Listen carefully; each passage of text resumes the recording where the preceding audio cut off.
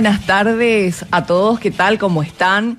Bienvenidos al Estridor de las Armas, este espacio de historia de la 1020 AM Radio Ñandutí, por supuesto. Saludos cordiales a todos los que están siguiendo la programación por el holding de Ñandutí, por el canal 17 de Tigostar, por el canal 23 de Personal Flow. Bueno, hoy tenemos un súper invitado, mi querido amigo, investigador, académico. Bueno, y le dije, Emilio, ¿podés estar con nosotros el sábado? Porque en los medios estuve escuchando algunas cosas que no corresponden en la narrativa histórica real con relación a un tema muy debatido hace años, de lo que pasó en San Fernando. San Fernando, primeramente una estancia de la patria, donde se descubrieron ciertas conspiraciones, y bueno, y la consecuencia de eso fue el establecimiento de tribunales nacionales para analizar cada caso. Entonces, hoy vamos a estar analizando esos procedimientos, tantos legales, las personas que pasaron, existió o no existió la conspiración, y bueno, y para eso estamos aquí con el querido profesor Emilio Urdapilleta. Bienvenido, profesor, ¿qué tal? ¿Cómo estás? Buenas tardes. Buenas tardes, mi querida Noelia Quintana, profesora, historiadora, la más importante del Paraguay probablemente. Y es un honor, como siempre, compartir contigo en este espacio en donde se debate, se revisa y se estudia la verdadera historia del Paraguay como pocos lo hacen. Y entonces nos toca un tema sumamente engorroso y complicado, complejo, que es San Fernando. Así es que haremos lo mejor posible para explicarle a la gente en qué consistió realmente esta conspiración, qué es lo que quisieron hacer los complotados en esas jornadas luctuosas para nuestro país. Justamente, Emilio, yo estoy muy preocupada por el manejo de las redes sociales. Hoy en día muchas personas quieren utilizar a la historia para conseguir likes, ¿verdad? No solamente eso, de repente se difunden documentos apócrifos o muchas inexactitudes, y la gente... ¿Cuánto pasó ya de estos tribunales, Emilio? Más de 150 años. Y aún la gente sigue creyendo en ciertas cosas que ya fueron ampliamente comprobadas que no fueron así, ¿verdad? Porque tenemos que entender que la figura del mariscal Francisco Solano López, las informaciones que llegaban fuera del ámbito de la guerra, porque hay que entender también, ojo, la prensa también es un arma más dentro de la guerra, y además nosotros estábamos herméticamente cerrados, no teníamos voz, entonces la información que llegaba era del lado aliado, ¿verdad? ¿Cómo, si televisión, Sergio, David, si pueden pasar estas imágenes? Porque tenemos que ir entrando en contexto. Según los documentos de Emilio, esto empieza inclusive antes de que Caxias llegue al centro de operaciones, en que tuvo una reunión previa ya con el ministro norteamericano Washburn, para empezar a hacer las tratativas no de una conspiración, sino de una seducción a través del poder y a través del dinero, y llegar de esa forma a ciertos grupos de paraguayos. Y nosotros tenemos esto, justamente ya lo menciona Resquín en sus memorias, y sitúa esta situación y esta reunión en el año 1866. Sí, cuando Washburn, el ministro estadounidense Charles Washburn, llega al Paraguay, inicialmente se muestra como muy favorable o como muy partidario a la causa del mariscal López, se muestra amistoso con el Paraguay, pero eventualmente él va a acercarse más al Brasil, y lo cuenta muy bien también el autor paraguayo, el doctor Osvaldo Bergonzi, en su libro El Círculo de San Fernando, que con la presunta intención de hacer una mediación de paz, porque el gobierno de los Estados Unidos de Norteamérica en el año 1866, 1867, a través del general Ashbot y el cónsul Atherton en Buenos Aires, intentaron hacer mediaciones de paz para tratar de parar el conflicto, por lo menos llegar a una especie de tregua. Y el mariscal Francisco Solano López siempre estuvo dispuesto a llegar a una tregua, a conseguir la paz, una paz honrosa para ambos contendientes. Recordemos que el mariscal es el que propone la conferencia de Yatalquil-Corá. Sí, así mismo. Inclusive, según el general Resquín, ofreció su renuncia. Salir inclusive ofreció del país. Él como condición de la paz renunciar a su cargo previas todas las compensaciones y previas todas las consideraciones, teniendo en cuenta todas las pretensiones de los aliados, hacer la paz y abandonar su cargo. Eso lo cuenta Resquín, lo cuenta también Gregorio Benítez en su libro sobre la Guerra de la Triple Alianza, primeras batallas de la Guerra de la Triple Alianza. Y Washburn, con esa excusa, digámoslo así, con esa coartada, se acerca al duque de Caxias a finales del 66 y principios del 67, porque Caxias llega a finales del 66 al frente, y lo que tenía que ser la oferta de una mediación se convirtió en la oferta de un potencial plan de derrocamiento del gobierno paraguayo, en la persona de los que se encontraban en Asunción en ese momento. No los que se encontraban en Humaitá, en Paso Pocú, sino los que se encontraban en Asunción. Don José Verges a la cabeza y Benigno López Carrillo. El círculo familiar inclusive del mariscal, estamos hablando de Venancio, de Benigno, ¿verdad? De sacerdotes de confianza del mariscal Francisco Solano López. Estas personas fueron hay que excluirle de esto al vicepresidente Sánchez, ¿verdad? Totalmente. Sánchez, que no entendía lo que pasaba. Hasta que le calzó la ficha. Hasta que le calzó la ficha y se comunicó con el mariscal y le comentó de lo que estaba sucediendo. Entonces estos señores a finales del 66 y principios del 67 probablemente tuvieran en ese momento tendrían ellos la idea de que la guerra ya había alcanzado unos ribetes inesperados por todos y querían salvar sus bienes, sus propiedades y sus posiciones. Querían ellos, como dice el mismo Benigno López, en un momento le confiesa al mariscal, le dice que nosotros nos reunimos pensando precisamente en cómo salvaguardar nuestros bienes. Que no sabíamos nada de vos, al no saber nada. No teníamos noticias. En Seibo creo que le dice eso. Le dice eso. En el 67 ya le dice eso, finales del 67. No teníamos información, o 68. Sí. 68. No teníamos información de ustedes y estuvimos viendo la mejor manera de salvar nuestras vidas y nuestras posesiones.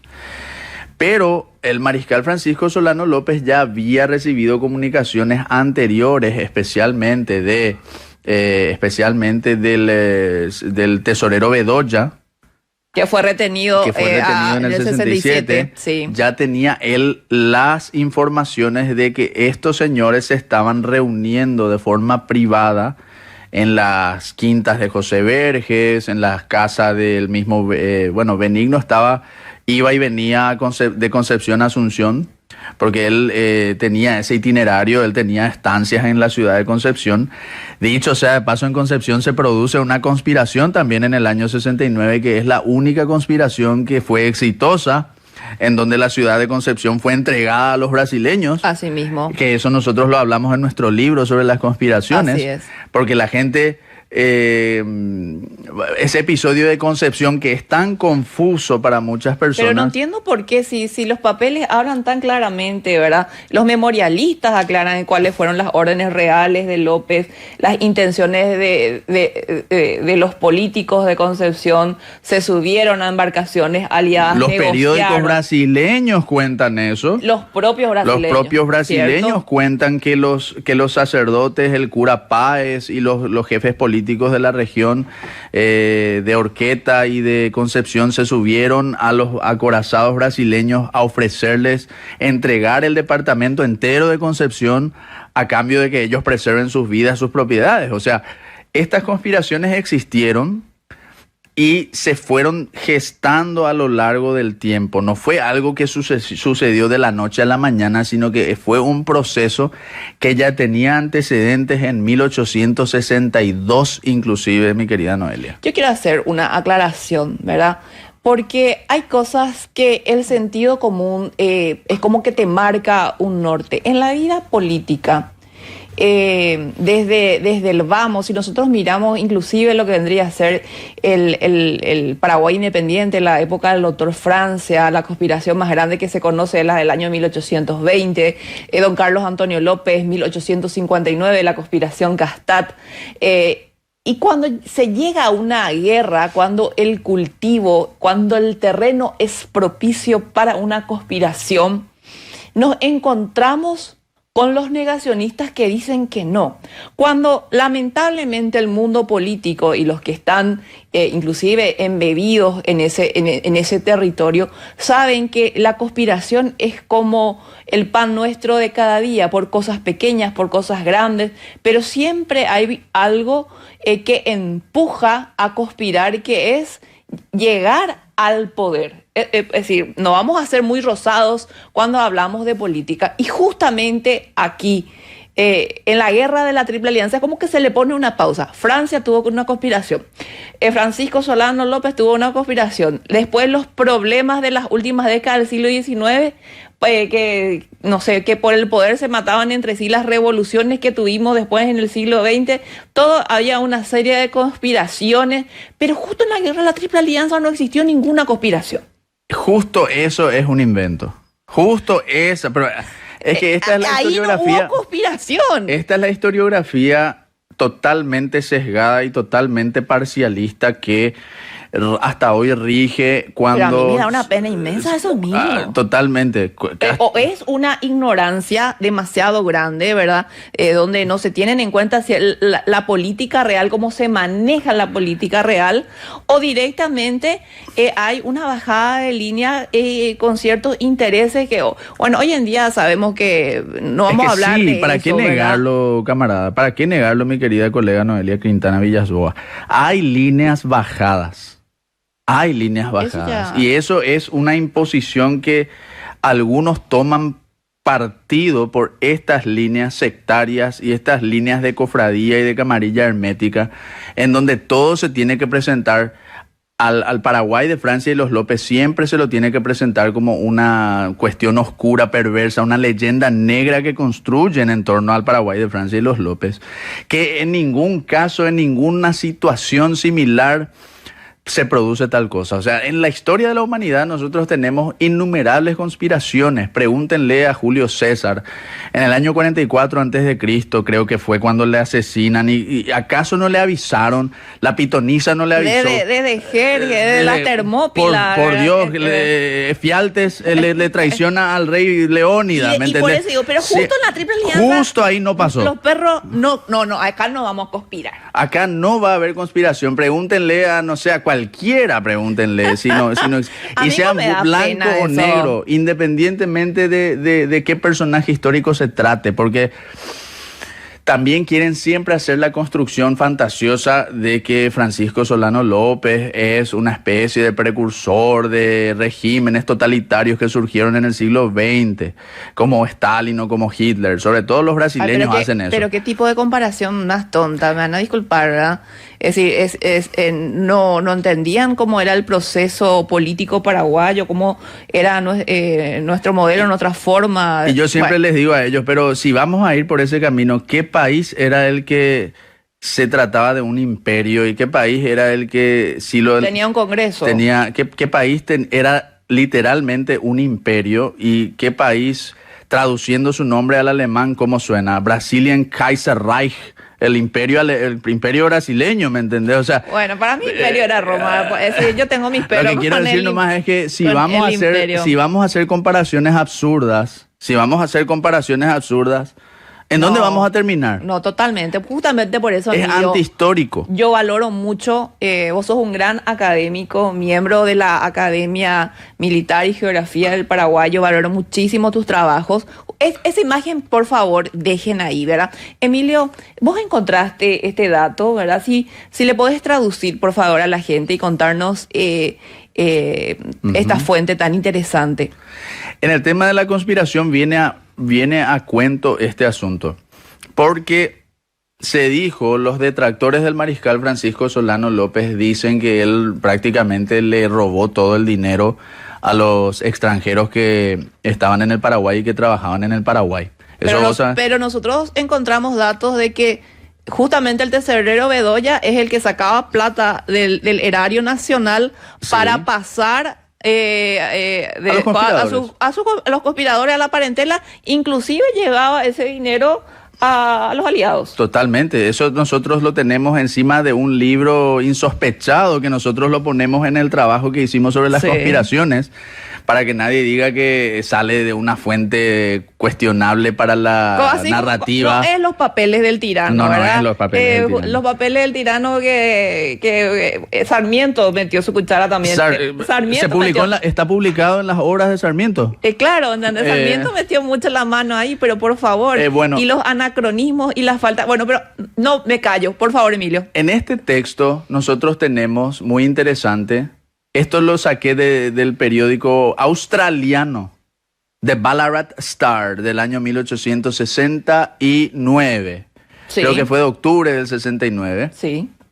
Y en este documento nos cuentan que el general Martín McMahon, que fue el último embajador en Paraguay, en representación en el Paraguay de Estados Unidos, por encargo del mariscal Francisco Solano López, le lleva el dinero que le tenía que pagar el mariscal a los extranjeros que trabajaban para Paraguay, mayormente los ingleses, pero muchos de Europa en general.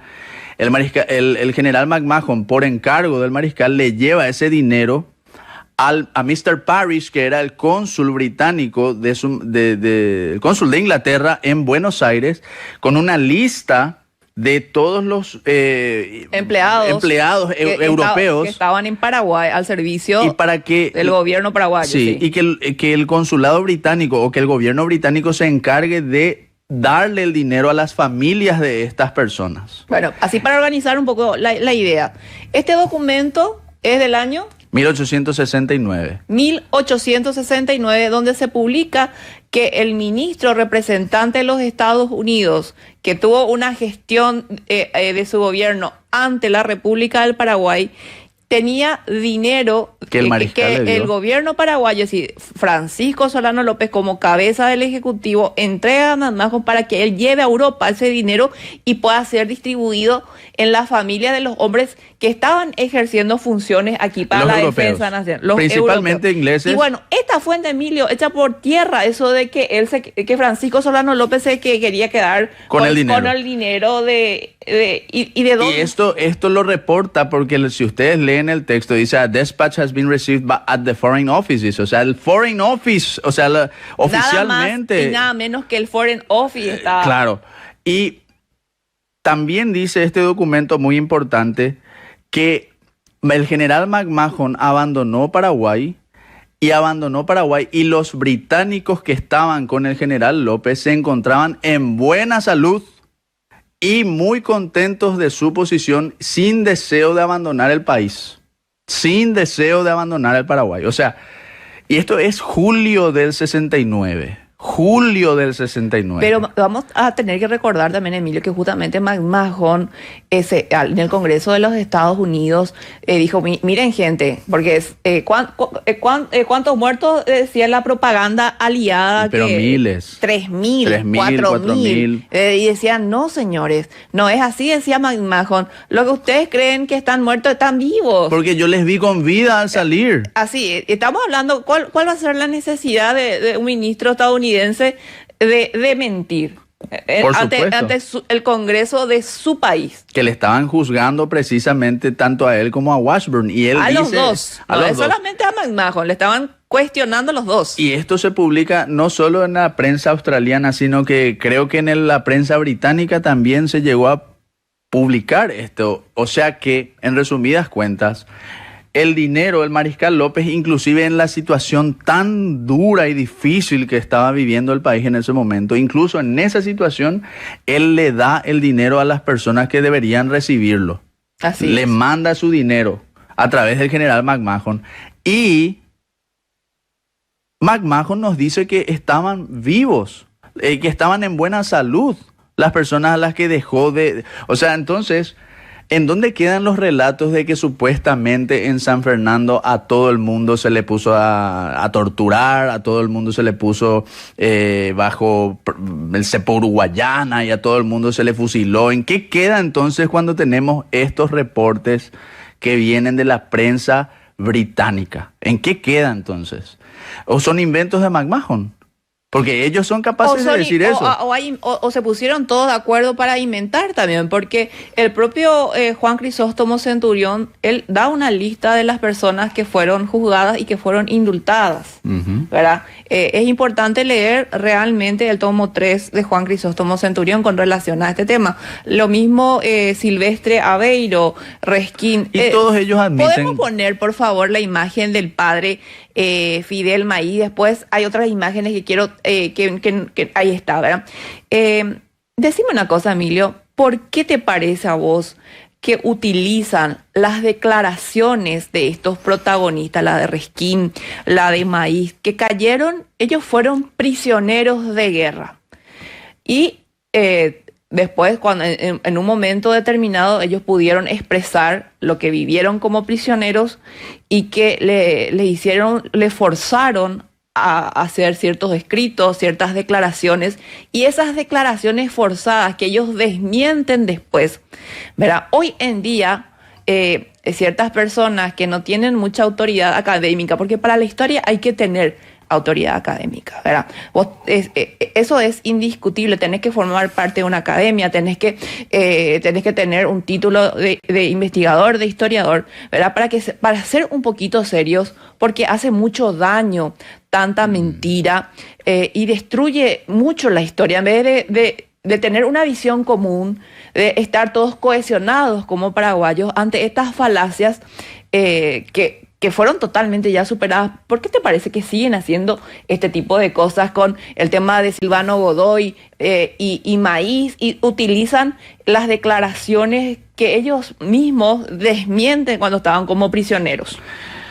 Y mira, yo creo que hay mucho de cuestiones ideológicas ahí, hay mucho de que como quieren, viven en una cuestión de trasnochada, de pensar que se siguen peleando con Alfredo Stroessner más o menos, ¿verdad? Entonces, como Stroessner tenía una cosa buena entre mil cosas malas, que era admiraba a la historia patria de Francia y de los López, entonces vamos a atacarle a Stroessner por ese lado. Ellos creen que sigue gobernando el general Stroessner más o menos en Paraguay. Pero Stroessner ya es una cosa realmente triste, oscura, por en eso, ciertos aspectos, porque ¿verdad? no se explica. Pero de ahí a sacar a flote declaraciones que los mismos protagonistas dijeron, ¿saben qué? Estaba coprisionero, me obligaron a escribir y hacer esas declaraciones. Explícitamente lo dice Silvestre Aveiro en sus memorias militares. Aveiro dice en sus memorias militares, textualmente, o palabras más, palabras menos, nosotros podíamos negarnos a firmar en barbecho, o sea, que se nos ponía enfrente y teníamos que firmar. Nosotros podíamos negarnos en ese momento a firmar en condición de prisioneros todas esas declaraciones que se nos hizo decir, que los brasileños, los aliados, la Triple Alianza nos hicieron decir. Podíamos haberlo hecho, pero ¿qué lográbamos con eso? Podíamos irnos presos, nos mataban, nos dejaban vejados, nos cortaban la mano, y a la larga nosotros sabíamos que podíamos desmentir tarde o temprano todas esas declaraciones que nos forzaron a firmar. Lo dice Aveiro en sus memorias militares. O sea, el mismo Fidel Maíz, en condición de prisionero, hizo declaraciones, numerosas declaraciones, que posteriormente las fue desmintiendo con el paso del tiempo. Con el paso del tiempo. Y hay que recordar algo muy importante de Fidel Maíz antes de que se me escape. Fidel Maíz fue conspirador. Totalmente. En el año 1862, en septiembre de 1862, sí. Fidel Maíz formó parte de la primera conspiración contra el gobierno del general Solano López. Decir, para ponerla benigno, hicieron lo posible para que Francisco Solano López no llegue su candidatura a ser aceptada en el Congreso del 16 de octubre de 1862. Hicieron un movimiento que no tuvo mucho impacto, mucha repercusión, en el que Fidel Maíz fue la cabecilla de dicho movimiento, fue el principal promotor e impulsor.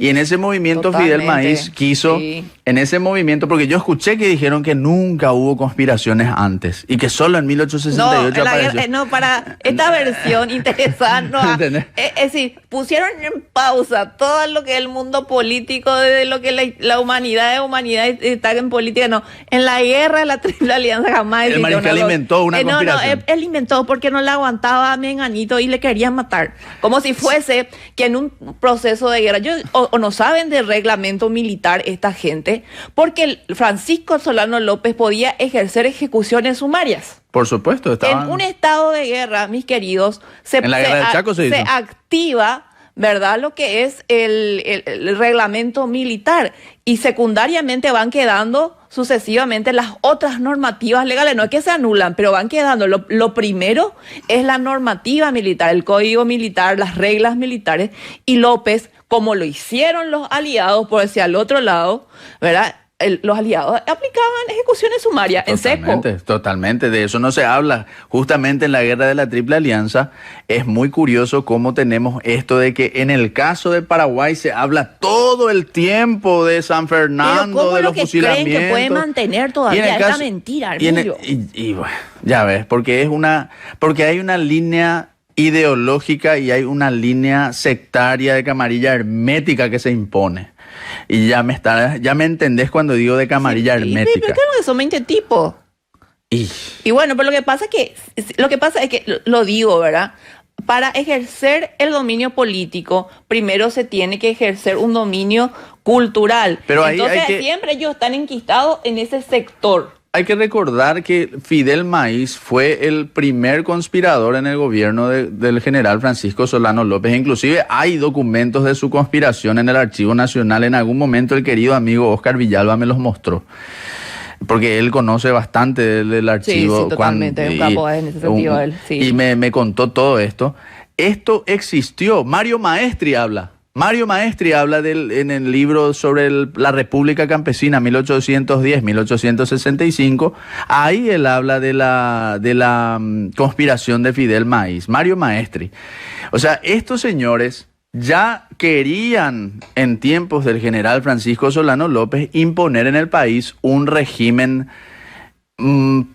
para la época progresista liberal progresista de la época. Querían instalar en el Paraguay una constitución liberal a la manera de los países vecinos, cosa que en el Paraguay no existía. Yo sé que hay personas que me van a decir, en Paraguay sí hubo una constitución en tiempos de Don Carlos. Bueno, la constitución de 1842 con sus modificaciones de 1844 y posteriores de 1856.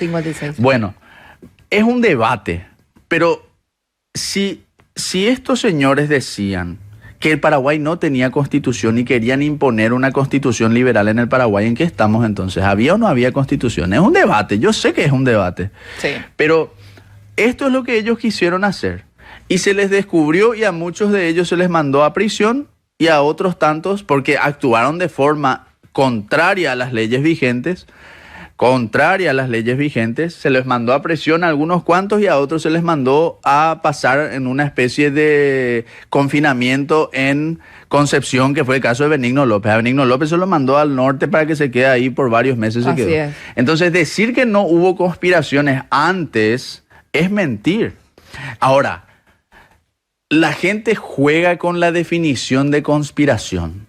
¿A qué te referís con conspiración? Pero como dice Noelia correctamente, tomarlo en el sentido amplio de la palabra conspiración, querer cambiar el gobierno, querer modificar el sistema de nuestro país, querer imponer una constitución liberal a la manera de los argentinos o de los uruguayos. tomarlo en el sentido amplio del término. ¿Por qué limitarse a una definición estricta de conspiración? Y porque son limitados. Emilio, no hay mucho secreto en eso. Antes de irnos a una pausa, quiero hacerte una pregunta. Así va a ser una pausa breve. Tenemos que hablar de Godoy, ¿verdad?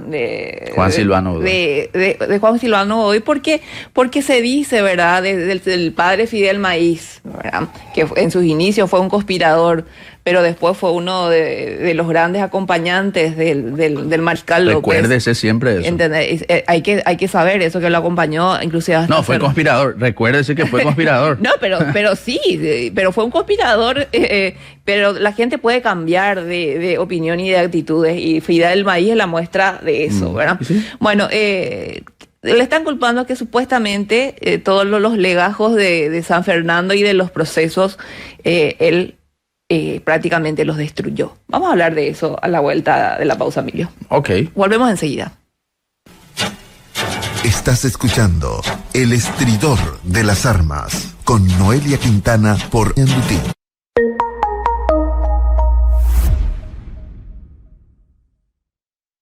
Continental actualizó su app para que todos los paraguayos tengamos un POS en Contimóvil y seamos libres de cobrar lo que queramos, cuando queramos. Así como el Dr. Juan, que activó su POS 100% digital y sin salir de su consultorio. Y mirá la Rodri, anfitrión del tercer tiempo, que se liberó de los después de transfiero, porque ahora cobra al instante y con todas las tarjetas.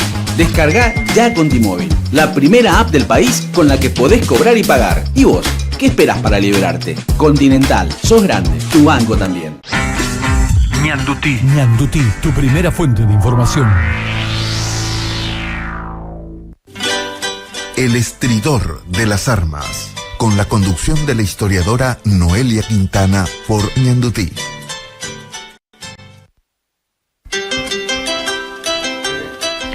Bueno, vemos después de esta breve pausa, Emilio, Sí. Silvano Godoy, Juan Silvano Godoy. Magnicida, totalmente. conspirador nato, revolucionario nato. Su hermano es el que llevó a cabo directamente, el que a quemarropa, dos balazos le dio al presidente de la República. El primer magnicidio de la época posguerra de la Triple Alianza, lo cometieron ellos, lo cometieron los hermanos Godoy, planificado por ellos, con Matías Goiburú y demás personajes, que también curiosamente están implicados en el proceso de San Fernando. Goiburú, Godoy, los dos Godoy, y mencionados en los papeles del tirano los Godoy, ¿eh? O sea que no vengan a decir que es una cuestión de Oleari.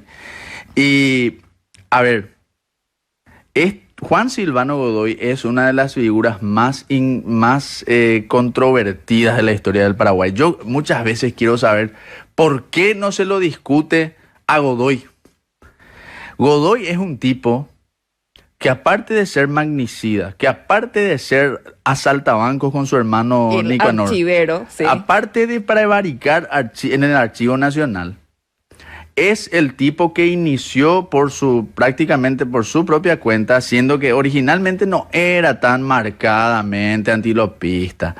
Pero después, cuando empezó a surgir el lopismo, es Godoy el que toma la bandera del antilopismo y le va predicando a otros el antilopismo. Y yo siempre quiero saber por qué a él no se lo cuestiona. ¿Por qué no se lo cuestiona tanto a otros personajes? Se le dedica libros, a Godoy se le dedica libros. En la Biblioteca Nacional, dejémonos hinchar. Y eso a mí me llama poderosamente la atención. Y Godoy, que está en imagen en este momento lo van a poner en imágenes.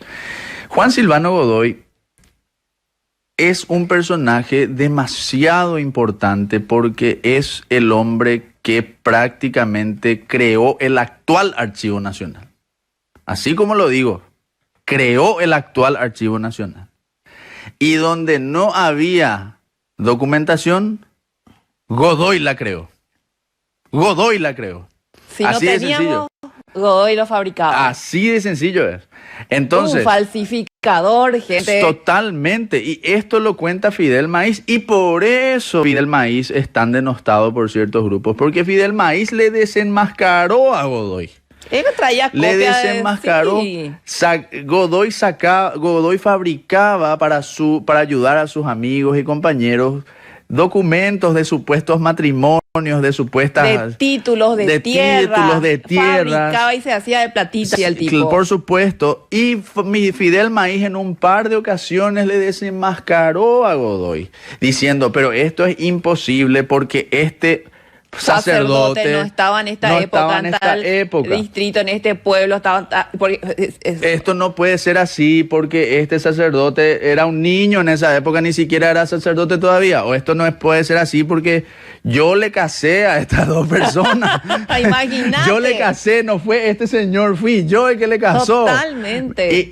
Entonces Godoy, Fidel Maíz varias veces le desenmascaró, pero de forma indirecta, no era algo personal contra Godoy. Él simplemente... Pero Godoy le juró que pero se le iba. Godoy le juró venganza porque se metió con su negociado, que era de la falsificación de documentos, así sin asco ya hay que decir. Pero claro que sí. Sin asco ya hay que decir. Y publicó los procesos como él quería publicar en el diario de su amigo Rivarola. Belisario Rivarola, donde le acusaba Godoy a Fidel Maíz de haber hecho desaparecer documentos.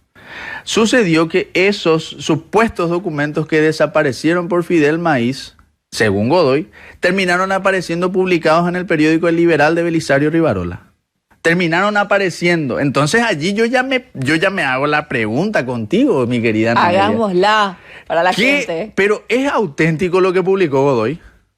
¿Es verdadero lo que publicó Godoy entonces? ¿Es verdad lo que publicó Godoy? Si él le está diciendo a Maíz que Maíz hizo desaparecer documentos del archivo. Desaparecer 400 páginas, Y después, ¿cómo entonces mágicamente aparecen esos documentos publicados en la prensa liberal antilopista? Ahí está.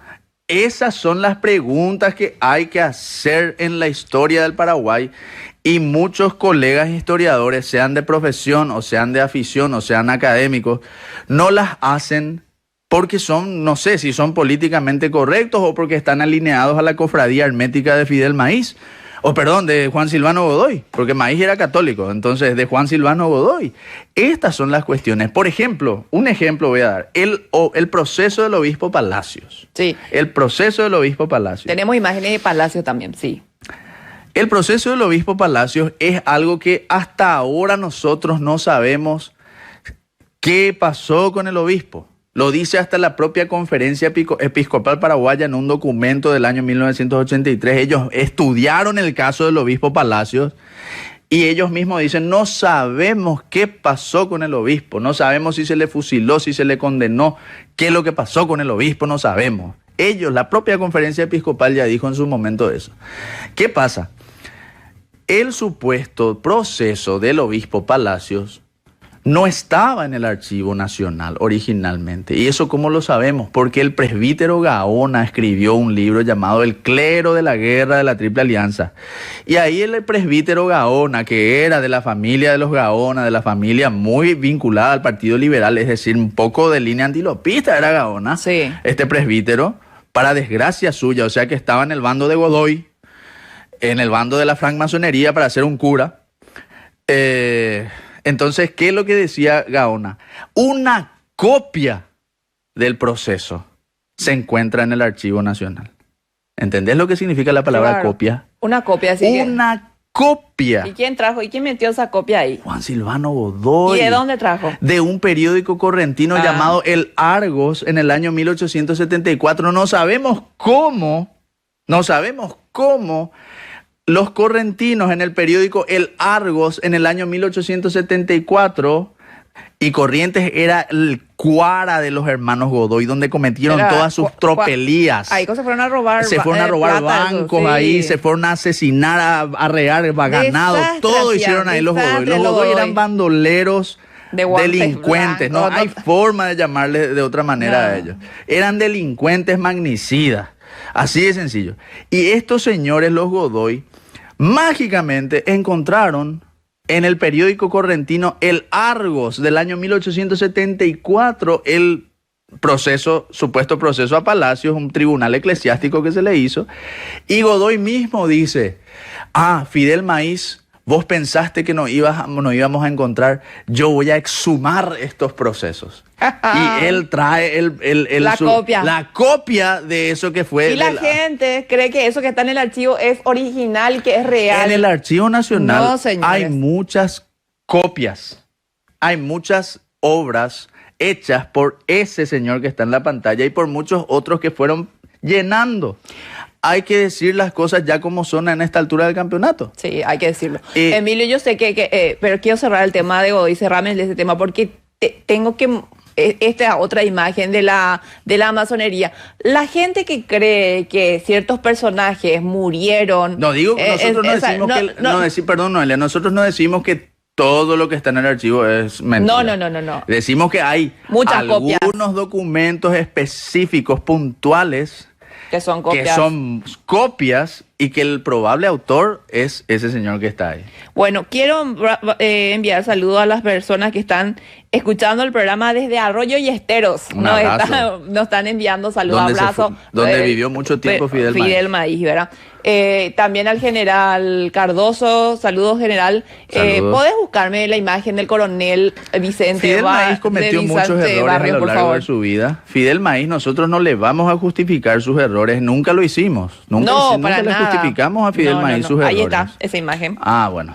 Esta es una imagen que se extrae del libro. Disculpame, pero son y 43 y hay tantas cosas que te quiero preguntar, pero el programa es breve. Contame de esta imagen, Emilio. Esta es una imagen que sale del libro de Báez Allende, Amadeo Báez Allende, sobre la masonería. Un libro muy famoso.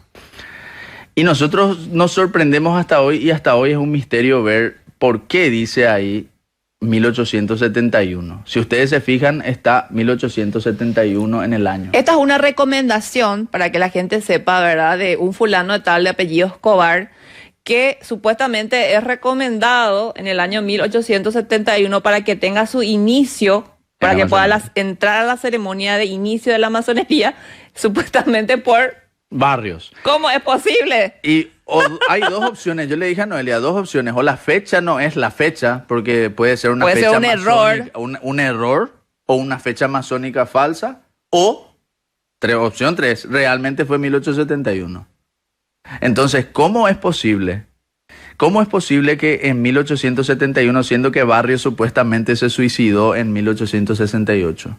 Algunos dicen que le fusiló López estando él en cama y convaleciente. Que López vino y ya, toma. Dispárenle ahí estando en la cama, sí, pim. Sí. Bueno, en fin. Muy... Entonces es un misterio de los muchos, de los muchos misterios. O se le inició en 1871, o es una fecha falsa masónica, o es un error de tipeo. De tipeo no va a ser porque está manuscrito. Entonces, o puede ser probablemente una fecha falsa. 1871, dice. Y si es una fecha falsa masónica, restale 10 años a eso. 1861, restale 10, ¿verdad? Ponele que sea una fecha falsa masónica. Aquí nosotros tenemos un elemento importantísimo que nos demuestra quiénes fueron los que estuvieron verdaderamente detrás de la conspiración de San Fernando. ¿Quiénes fueron los que estuvieron detrás? ¿Y la masonería? Por supuesto. Pero por supuesto. Por supuesto, no hay misterios. Había en el Paraguay algunos iniciados. Si bien es cierto que la masonería se instala oficialmente en la posguerra, cuando ya cayó el gobierno. No, pero desde el 45 que hay datos, 1845 que hay iniciados acá. Hay iniciados principalmente los extranjeros, y no sé si te mandé nuevas imágenes ahí para... Sí, me puedes poner las últimas imágenes, por favor. Los extranjeros que estaban metidos en el Paraguay y que le iniciaban a muchos. Ahí hay un libro... Eso, explícame qué está. Scarlet Book of Freemasonry, que se publicó en Estados Unidos en 1878. The Scarlet Book of Freemasonry, el libro escarlata de la francmasonería. En ese libro hablan de todos los llamados mártires de la masonería. Mártires de la masonería que fueron perseguidos y que fueron torturados o muertos por la malvada y perversa Iglesia Católica. En este libro. Oh, sorpresa. El primer capítulo habla de los mártires de la francmasonería que fueron muertos en Paraguay durante la Guerra de la Triple Alianza. ¿Quiénes eran estos supuestos mártires de la francmasonería muertos en Paraguay? Todos los que el mariscal López acusó de conspiradores. A todos los que estaban metidos en San Fernando, en el proceso principal de San Fernando. Con nombre y apellido. Porter Bliss, George Masterman, Charles Washburn y todo el rollete. Todo el rollete de extranjeros angloparlantes que estaban ahí. Taylor, Alonso Taylor también le menciona, y otros tantos más. A todos ellos le presentan como mártires de la francmasonería por haber supuestamente llevado Mira la que te van a luz. copiar acá investigadores ñemo de la masonería que ordenan nomás documentos, pero te van a copiar, ¿no?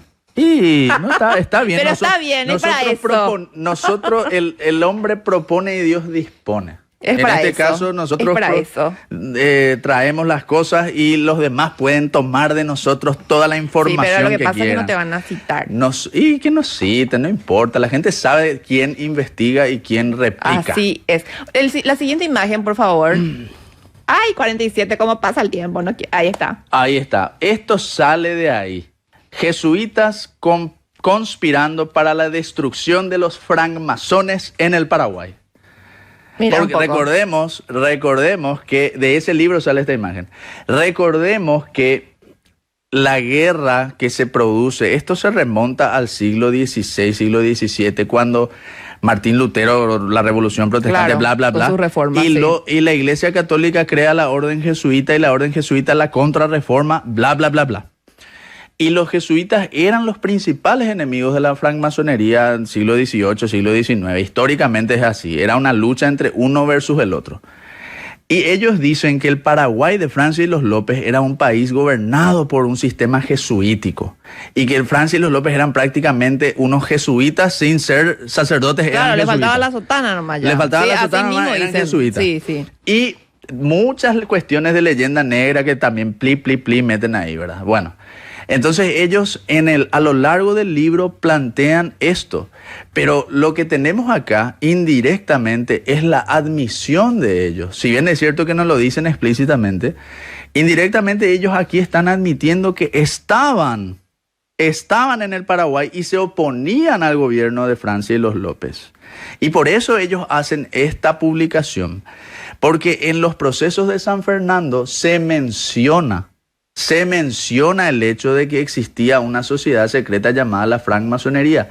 Eso lo cuenta Alonzo Taylor. Alonzo Taylor en uno de sus testimonios recogido por el masón Masterman, lo dice este libro que Masterman era masón.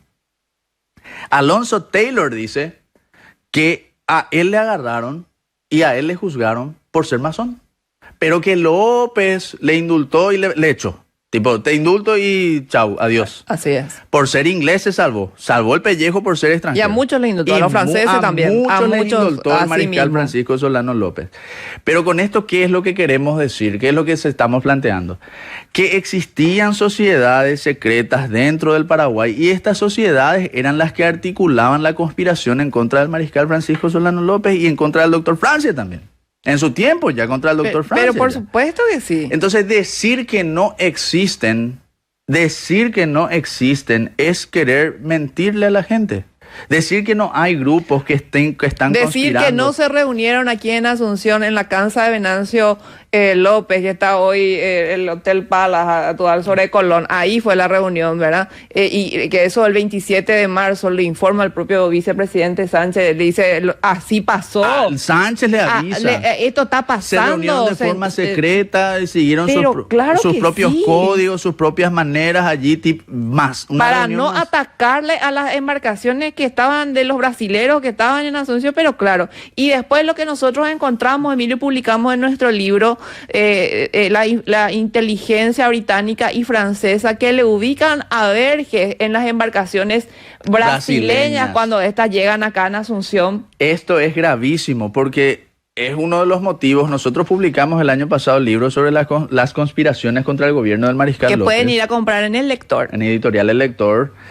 Y allí está explícitamente, lo dicen ingleses y franceses. No es una fuente paraguaya. Ingleses y franceses cuentan que los brasileños otra vez contaron y que ellos replican la información. Lo que pasa es que hay que entender también, Emilio, discúlpame, que tanto Francia como Inglaterra eran potencias antagónicamente estratégicas. Es decir, no se iban a poner de acuerdo para publicar la misma cosa. Claro, entonces si dijeron eso es porque era la Pasó. información que les llegó a ambos. Pero Tenían esa claro. información Y los dos dicen que Verge se subió a embarcaciones. Se subió a las embarcaciones brasileñas con bandera de tregua, con bandera blanca para entregar la ciudad de Asunción.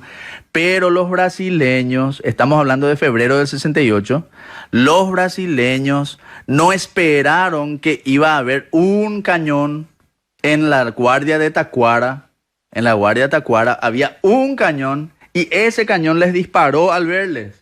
Sí. Y ese cañón no estaba en los planes de los conspiradores. No, y por eso retrocedieron. Y entonces ahí los brasileños, ¿qué pasó acá? No, era que eso no iban a pasar. Le devolvieron el disparo y ahí se fraguó. ¿Y qué era? ¿Qué pasó? Es decir, también los brasileros tuvieron un reproche porque no cumplieron la misión. Ellos tenían que desembarcar gente. Por supuesto. Eso lo cuenta el coronel Sena Madureira, que era edecán del duque de Caxias. El edecán del duque de Caxias, en un libro que escribió contra Charles Washburn, un libro que escribió contra Thompson, réplica al coronel Thompson se llama el libro. En ese libro Sena Madureira dice que los brasileños llegaron tal como estaba estipulado con los conspiradores. Claro. Llegaron a Asunción y no encontraron a los conspiradores en las condiciones que ellos habían acordado, entonces se bajaron esos tipos a mirar cómo estaba la ciudad, ojo. Y vieron que no estaban dadas las condiciones y se retiraron a pesar de la tristeza de los conspiradores que los vieron partir, dice, textualmente. Textualmente. El edecán del duque de García, Sena Madureira, dice eso.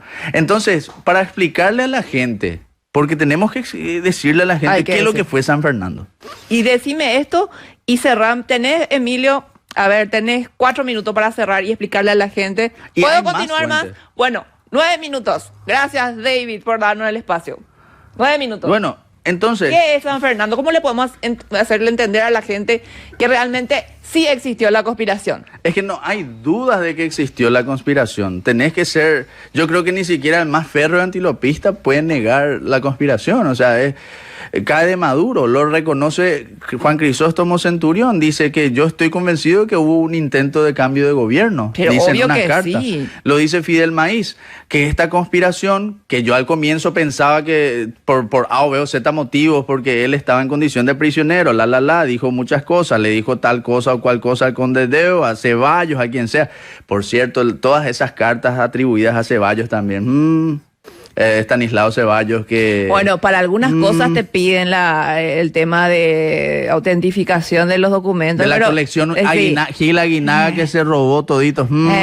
Y para otros no. Ahí está. Bueno, eso nomás vamos a decir. No decimos nosotros más que eso. Planteamos la duda razonable nomás. Total. Entonces, Fidel Maíz dice al final de su libro, que la conspiración existió. Dice que fue una conspiración un poco peor que la catilinaria. Así textualmente dice. La catilinaria fue una conspiración que el general Catilina dirigió en tiempos del Imperio Romano, allá por el año 65 a.C., contra el cónsul Cicerón, Marco Tulio Cicerón, que fue el famoso autor de los libros famosos de Marco Tulio Cicerón. El que estudió Derecho le conoce a Cicerón. Entonces, Catilinaria fue un conspirador que quiso derrocar al gobierno de Cicerón, que era entonces cónsul. Y Fidel Maíz dice, la conspiración que existió, tremenda, horrible conspiración que existió acá en Paraguay, fue un poco peor que la de la catilinaria, imagínate. Ahí sí. Ya te está diciendo. Lo dice Centurión, lo dice Aveiro. Aveiro dice que hubo una conspiración.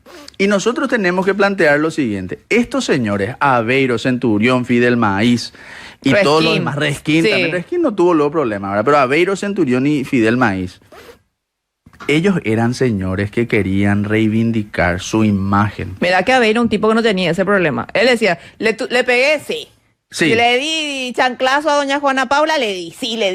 Él es un memorialista, no es como es Centurión. Sincero. No es como Centurión. Ay, medio ambivalente. El tipo asume lo que hizo. Pero hay que entender esto. Ellos querían lavar su imagen. Ellos querían mostrarse como si, ay, nosotros fuimos instrumentos nomás, pobrecitos Angá, nos pasó esto, y ustedes leen sus libros y van a ver, sobre todo con Centurión, ay, pobrecito Angá Centurión. Pero cuando toca San Fernando, nomás que él es víctima. Pero después no. Pero ya sé, pero te digo nomás que eso sucede. Todo el tiempo quieren lavar su imagen. Víctima ellos eran, ¿verdad? Pobrecitos Angá, ¿verdad? Hay que entender el contexto de estos señores. Pero incluso dado ese caso, todos terminan diciendo que sí hubo conspiración. En una época en que estaba prohibido decir a favor de Francisco Solano López. Vos decías eso, preso ostracismo, el ostracismo político, le pasó a Resquín. Y estos hombres efectivamente dijeron, sí, esto es lo que pasó. ¿Y qué es lo que sucedió? Sencillo es, ellos pensaron que el mariscal Francisco Solano López se quedó aislado en la fortaleza de Humaitá luego de que los acorazados brasileños rebasaron la fortaleza de Humaitá y quisieron establecer un gobierno ellos. Y cuando se enteraron de que el mariscal Francisco Solano López no estaba aislado en Humaitá, sino que estaba ya retrocediendo hasta la línea del Tebicuaro y que debió abandonar precisamente por la conspiración. Entonces allí ellos, en vez de decirle, bueno, mariscal, nos equivocamos, estamos a tus órdenes, creímos, no, ellos siguieron negando con pertinacia y con contumacia porque confiaban en Caxias. Confiaban que Caxias les iba a ayudar, les iba a salvar el pellejo. Y así le fue. Y así les fue, se descubrió la conspiración. Ahora podemos debatir los detalles, si quisieron o no derrocarle, quisieron o no asesinarle al mariscal, quisieron o no. Se pueden debatir los detalles, pero en tiempos de guerra, en tiempos de una guerra tan cruenta y sangrienta como fue la guerra de la Triple Alianza, conspirar, ¿qué te cuesta? ¿Qué te cuesta conspirar? Te cuesta la vida. Así de sencillo. Así mismo. El paso de información, de inteligencia de un Estado a los enemigos, eso te cuesta la vida. Sencillo. Vos estás en guerra internacional. No es papito, vení, te vamos a poner ahí. No. Andate al interior.